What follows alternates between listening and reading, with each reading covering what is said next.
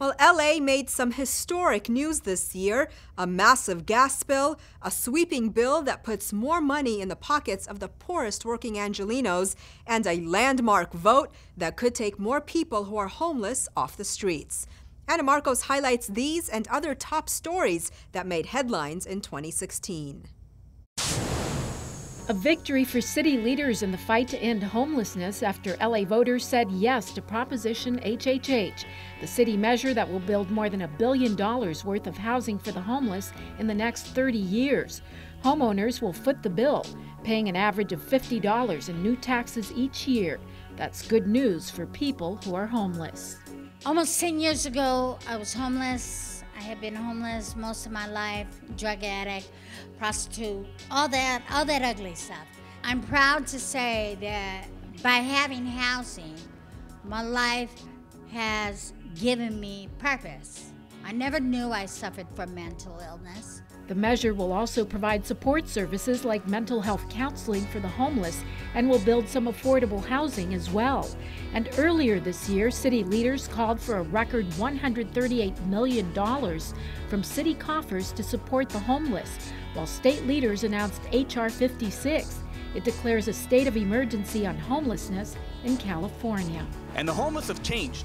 We're not talking about just individuals now. We're talking about families. We're talking about little kids. This morning we were driving around my district in Skid Row, and there are little kids out there hungry without a home. This is inexcusable.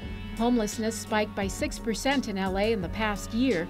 According to a census survey, about 48,000 homeless residents live in LA County. We've got this plume of gas with toxic chemicals spewing into the northwest San Fernando Valley. And in the north part of the city, San Fernando Valley residents saw what many say was the worst methane leak in U.S. history. The Aliso Canyon storage facility in Porter Ranch set off a 4-month nightmare that spewed tons of methane into the air and forced thousands of residents to evacuate. Many suffered health problems, headaches, vomiting, and nausea.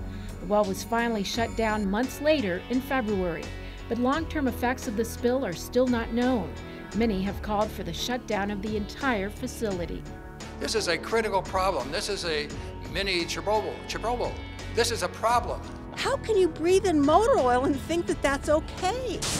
On a brighter note, LA minimum wage earners in LA got 50 cents an hour richer this year as the first phase of LA's sweeping minimum wage law went into effect in July. City leaders are determined to push away from poverty wages to a more livable income for poor working Angelenos.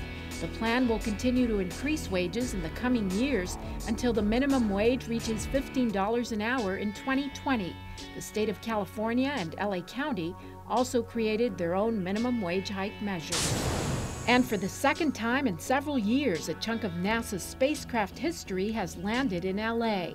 Last May, ET-94, a part of the Space Shuttle Columbia, made its way through LA's streets as thousands of spectators watched.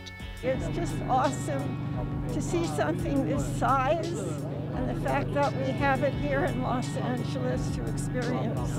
It's part of history. I think it looks like a Twinkie. We're privileged to get this in LA, and it's going to inspire a lot of the kids to go into science. ET-94 will make its home at the California Science Center near USC. It will eventually go on display once the Science Center builds the complete full-stack shuttle exhibit.